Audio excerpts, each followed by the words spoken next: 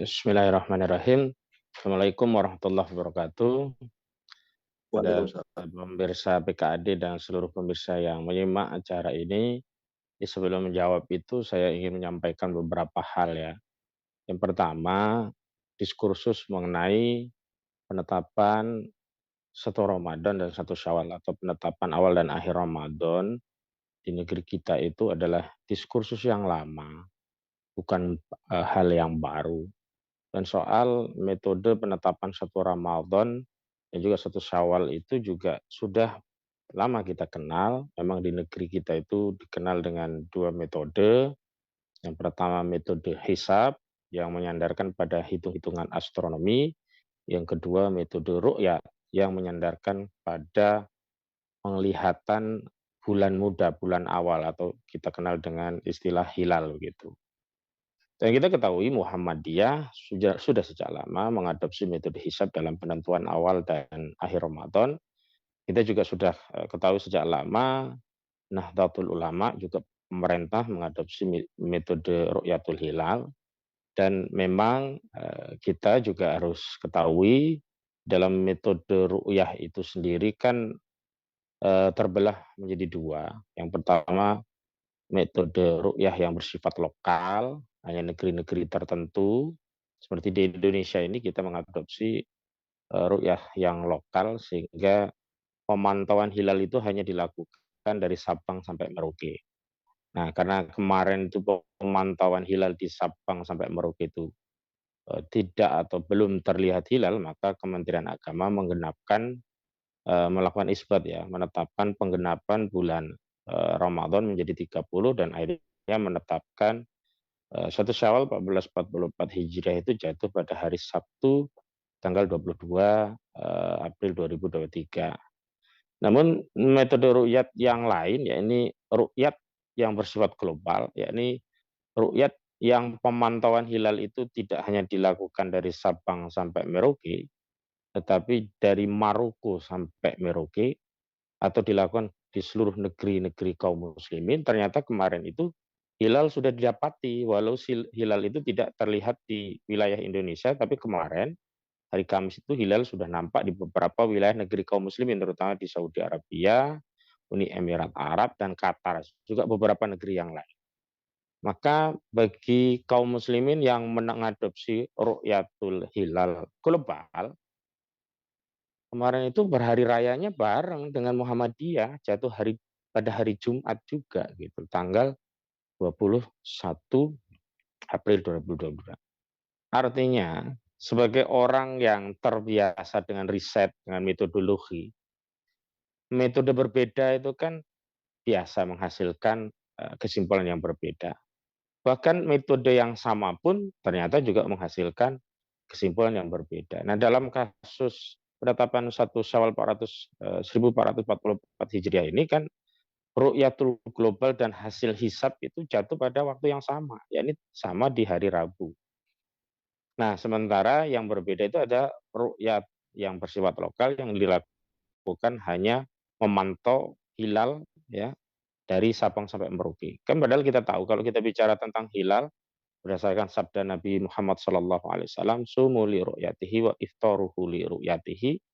Jadi berpuasalah kalian ketika melihat hilal atau bulan awal ya, bulan Sabit Muda itu, dan berbukalah kalian atau beridul fitri lah ketika melihat hilal. Nah, hilal yang dipantau ini kan bukan hilal yang berbeda, bukan hilalnya orang Indonesia, bukan hilalnya orang Malaysia, bukan hilalnya orang Saudi, tapi hilal yang merupakan satelit bumi yang hanya satu yang bisa dilihat dari seluruh sudut bumi di negeri kaum muslimin dari manapun.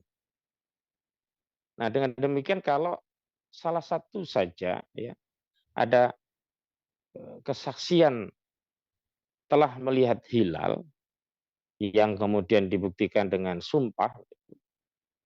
Nah, sebenarnya ini sudah bisa menjadi dasar bagi seluruh kaum muslim lainnya untuk berbuka atau berhari raya Idul Fitri, termasuk saat penetapan Idul Adha. Artinya saya melihat ini apa ya, orang-orang di Badan Riset dan Inovasi Nasional ini apa ya, naif sekali gitu. Orang yang harusnya terbiasa dengan metode terbiasa dengan hasil dari perbedaan metode itu kesimpulannya berbeda, bahkan dengan metode yang sama hasilnya berbeda, itu harusnya biasa kok ditarik pada ranah politik.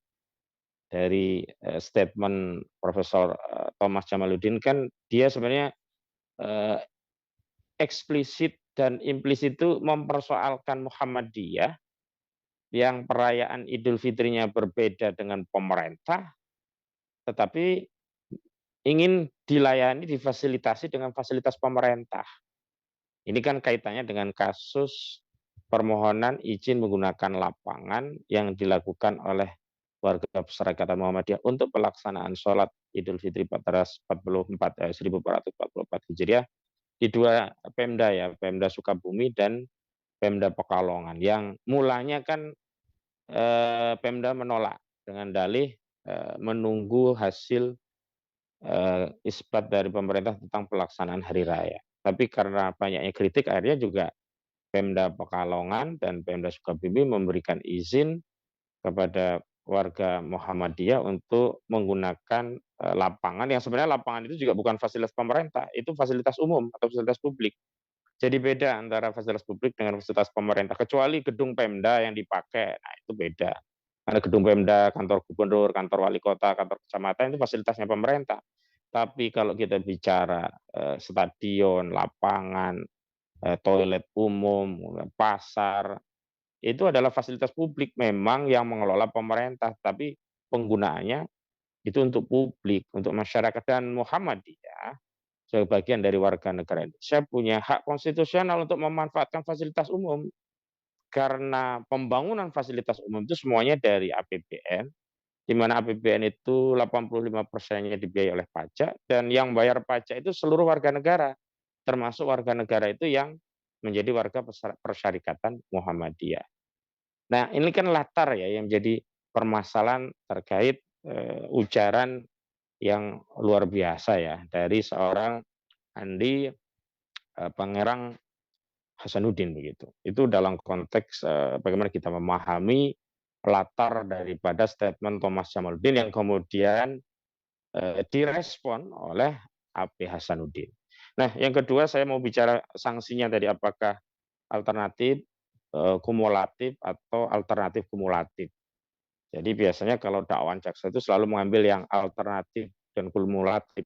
Jadi dakwaannya itu dan atau. Kalau dan atau itu bisa alternatif, bisa kumulatif, bisa alternatif kumulatif. Tinggal nanti pasal-pasal mana yang mampu dibuktikan dakwaannya di pengadilan. Saya setuju dan sependapat dengan Pak Dr. Muhammad Taufik tadi, pasal-pasal yang mungkin itu memang klasternya ada dua. Pertama, pasal-pasal yang terkategori delik aduan. Yang kedua, pasal-pasal yang terkategori delik umum. Pasal-pasal yang terkategori delik aduan klasternya itu diantaranya pasal 310 KUHP dan pasal 27 ayat 3 Undang-Undang ITE. Ini kaitannya dengan delik pencemaran nama baik.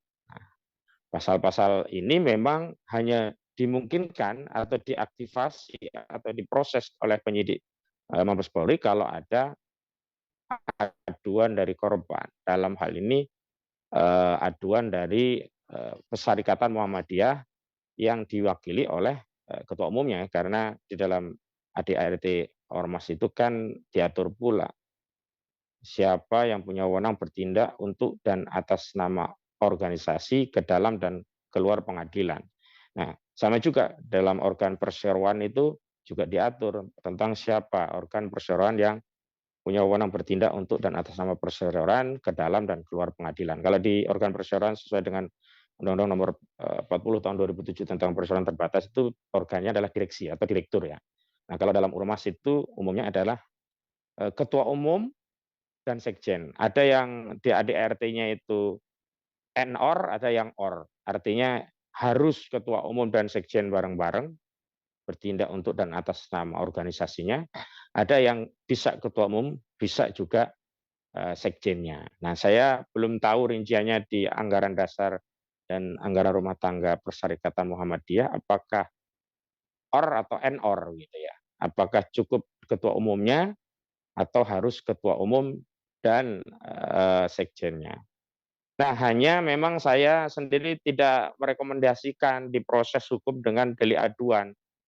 Pertimbangannya yang pertama, ini kan AP Hasanuddin kan orang ya anak-anak kemarin sore kalau saya lihat itu masih main TikTok-an, ya BRIN tapi kelakuannya kurang ajar sekali begitu ya.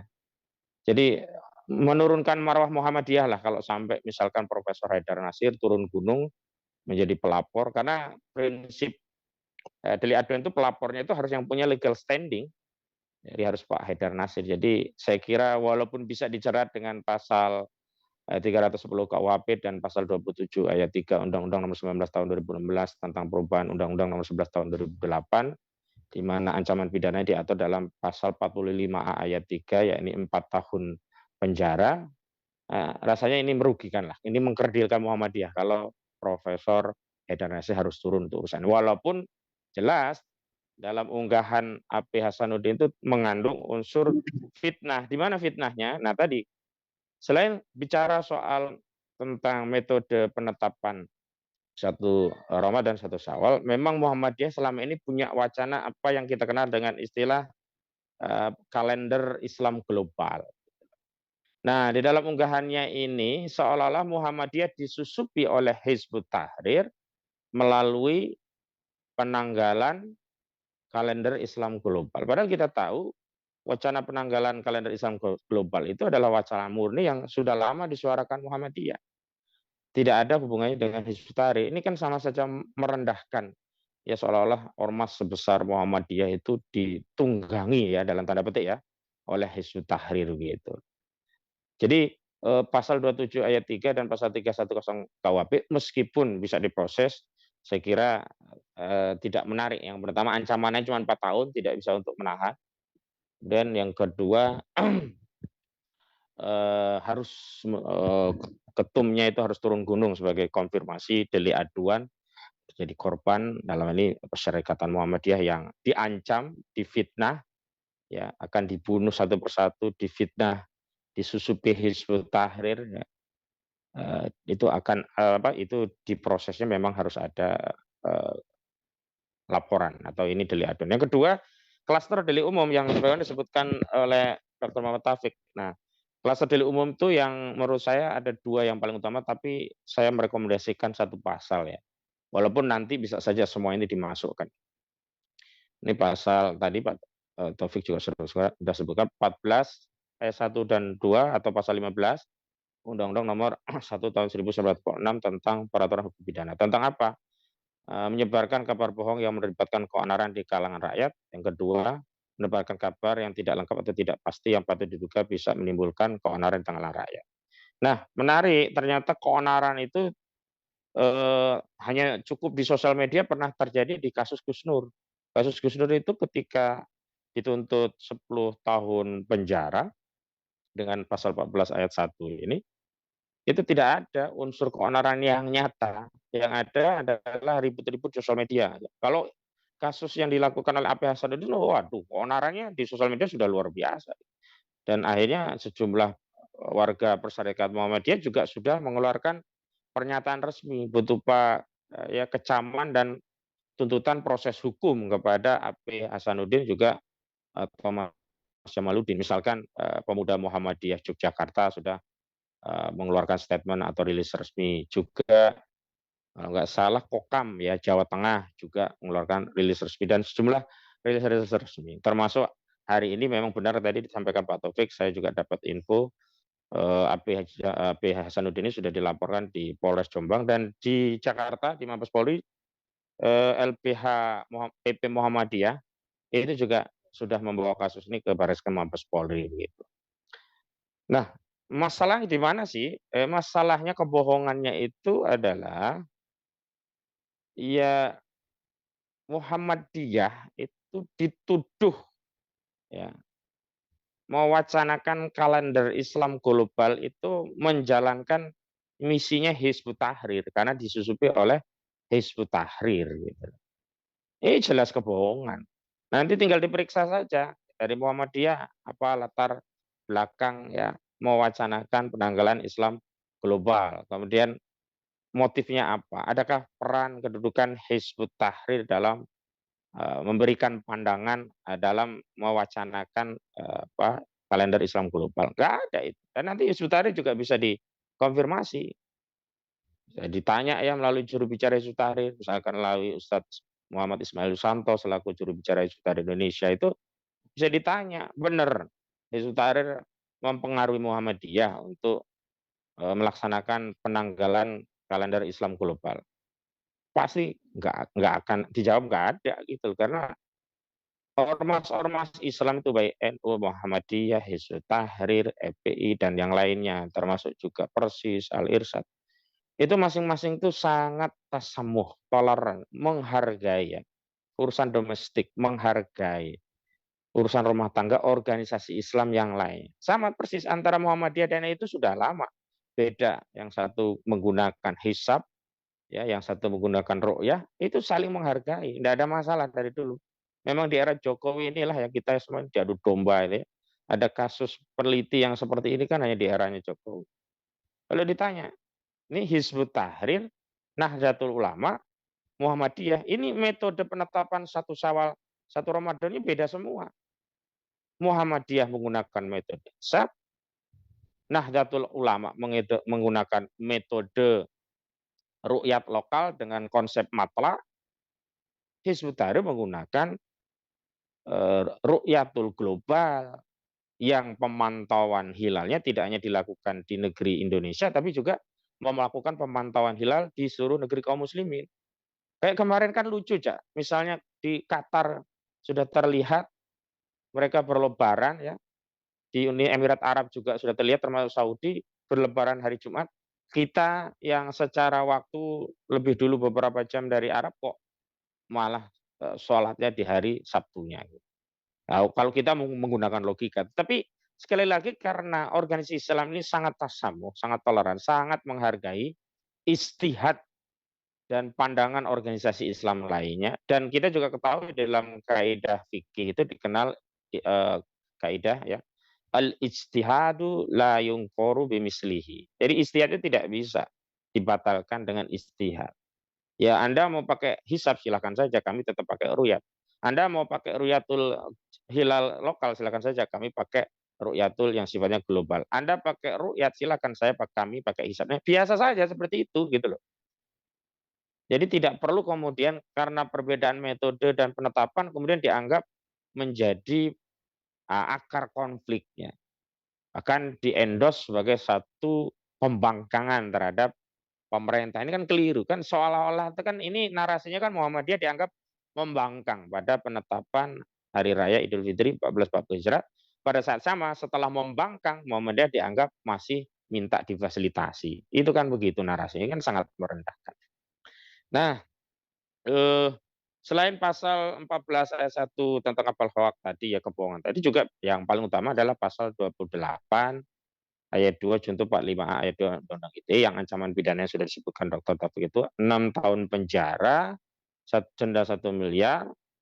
Di mana letaknya? Ya ancaman pembunuhan itu jelas, konfirmasi kebencian dan permusuhan. Terhadap siapa? Terhadap individu atau kelompok masyarakat. Siapa yang dimaksud kelompok masyarakat? Ya warga Perserikatan Muhammadiyah. Apa dasarnya? Dalilnya ya SARA. Ini SARA, ini pernyataan SARA. Suku, agama, ras dan antar golongan. Jadi faktor kebencian itu karena berbeda dengan apa yang dia yakini. Kalau dia menggunakan Ru'yatul Hilal lokal, ya, ikut penetapan pemerintah. Nah, sementara ada kaum muslimin lainnya dalam ini Perserikatan Muhammadiyah menggunakan hisab dan harinya berbeda dengan pemerintah, itu ada kebencian berdasarkan perbedaan mazhab, perbedaan organisasi, perbedaan keyakinan tentang bagaimana mekanisme atau metodologi penetapan satu Ramadan atau satu Syawal. Nah, nanti menurut saya silakan saja semuanya dilakukan penyelidikan, penyidikan yang sifatnya alternatif kumulatif, semua pasal dimasukkan, nanti tinggal yang dibuktikan mana dituntut. Memang tadi saya tidak merekomendasikan pasal 27 dan 310 KUHP karena itu sangat merepotkan. Karena jelas unsur pasal 27 ayat 3 Undang-Undang ITE dan pasal 310 KUHP itu adalah delik aduan. Ini harus ada baru bisa diproses kalau ada aduan dari Perserikatan Muhammadiyah dan dalam hal ini yang representatif tentu ketua umum dan atau sekjennya tergantung kepada ADRT di Muhammad itu mengatur bagaimana apakah and atau or atau bahkan dan atau begitu. Nah, itu kan aturan-aturan yang biasanya diatur sesuai dengan kepentingan organisasi masing-masing untuk bertindak ke dalam dan keluar pengadilan itu apakah boleh ketua umum saja atau harus ketua umum dan sekjen gitu. Nah, yang berikutnya adalah yang paling penting adalah saya sangat menyayangkan ya di tengah-tengah perayaan Hari Raya Idul Itu Fitri Ustaz Ismail sudah masuk, 14. monggo bisa diberi kesempatan beliau. Ya, silakan Bang Mas Nurdin dituntaskan dulu. Ya, baik, saya lanjutkan. Di tengah-tengah perayaan Hari Raya Idul Fitri 1444 Hijriah, di mana kita sebenarnya dalam perayaan Hari Raya ini harusnya bergembira, bersukaria, saling bersilaturahmi, tidak punya salah pun saling mengajukan permohonan maaf, ya. Ini ada oknum dari badan riset yang seharusnya intelek dan berpikir ilmiah kok malah mengunggah ujaran yang sarkas, yang preman, yang barbar gitu ya, mengancam bunuh satu demi satu. Dan tadinya dia kan sesumbar, tidak takut dan seterusnya. Tidak lama ternyata akunnya digembok dan akhirnya dia juga meminta maaf. Nah, yang paling penting terakhir saya ingin tegaskan, permintaan maaf yang disampaikan oleh AP Hasanuddin itu tidak bisa menghentikan kasus. Justru hal itu ya mengkonfirmasi tindak pidananya sempurna. Kenapa? Sebelum AP Hasanuddin itu menyatakan permintaan maaf, kita itu sebenarnya belum yakin apakah unggahan itu dikeluarkan oleh AP Hasanuddin atau orang lain, atau orang menyerobot akun dia, atau orang ngaku-ngaku sebagai AP Hasanuddin. Tetapi ketika sudah ada pernyataan dan permohonan maaf, itu adalah merupakan pengakuan dari Pak Sudin, ini menjadi sempurna kasusnya. Ini memang pelakunya adalah AP Hasanuddin. Yang kedua, permohonan maaf itu kan bisa direspon, diberikan maaf atau tidak. Baik diberikan maaf atau tidak diberikan maaf oleh Muhammadiyah, eh, unsur pidana yang sudah selesai sempurna terjadi karena sudah diunggah, sudah diakses publik, sudah menjadi konsumsi masyarakat, sudah menimbulkan gempar ya, keonaran di tengah masyarakat, meminjam unsur keonaran yang digunakan oleh jaksa dalam kasus Gus Nur, karena menurut jaksa keonaran di kasus Gus Nur dan sudah divonis oleh hakim juga tidak perlu keonaran yang bersifat fisik, tapi cukup di sosial media begitu. Ini tidak bisa kemudian permaafan tadi menghilangkan dan kemudian dijadikan dasar untuk menghentikan kasus. Nah, yang paling penting adalah saya kira begini. Saya tidak hanya bicara mewakili sikap batin Persyarikatan Muhammadiyah. Saya ingin bicara mewakili sikap batin sebagai warga negara. Jadi sebagai warga negara tentu kita ingin ya harkat martabat kedudukannya itu dijaga oleh negara. Dengan cara apa? Ketika ada yang mencederai, negara segera hadir. Melalui apa? Melalui alat kelengkapan negara, terutama alat penegak hukum. Untuk apa? Untuk memproses orang-orang yang mencederai harkat martabat dan kedudukan warga negara. Nah, saya memang berulang kali menghimbau kepada Kapolri, kepada institusi Polri ya, dan pada kesempatan kali ini saya menghimbau kepada Pak Kapolri, Pak Listio Sigit Prabowo, agar segera bertindak, ya, melakukan proses hukum terhadap AP Hasanuddin juga Thomas Jamaluddin ini ya, agar apa? Agar masyarakat itu eh, yakin dan ada bukti bahwa negara itu turut hadir menjaga marwah harkat kedudukan dari warga negara, dalam hal ini yang kebetulan warga negara tadi adalah warga Perserikatan Muhammadiyah. Jadi saya sependapat dengan apa yang disampaikan oleh Kiai Haji Anwar Abbas, di mana Buya Anwar Abbas sifatnya wait and see, menunggu tindakan dari aparat penegak hukum, karena saya juga sudah tegaskan tadi ada 2 klaster, memang ada yang pasal yang harus diproses, baru bisa diproses kalau ada aduan dari Muhammadiyah, yakni pasal 27 ayat 3 dan pasal 310 KUHP terkait fitnah dan pencemaran nama baik.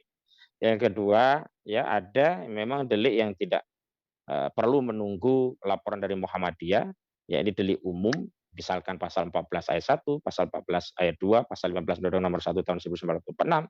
Juga yang paling utama adalah pasal 28 ayat 72 junto pasal 45A ayat 2 Undang-Undang ITE yang ancaman pidananya yang pertama 10 tahun, yang kedua ini 6 tahun. Dan karena ancaman pidananya itu lebih dari 5 tahun, maka kepolisian bisa langsung menahan ya HP Hasanuddin ini setelah menetapkan tersangka. Sehingga apa? Ketika ini diproses hukum, maka menjadi legalah segenap warga negara Indonesia bahwa harkat, martabat, dan kedudukan setiap warga negara itu benar-benar dilindungi oleh negara melalui tindakan aparat penegak hukum yang memproses hukum HP Hasanuddin dan Profesor Thomas Jamaluddin tadi. Demikian Baik, dari saya, makasih. baik.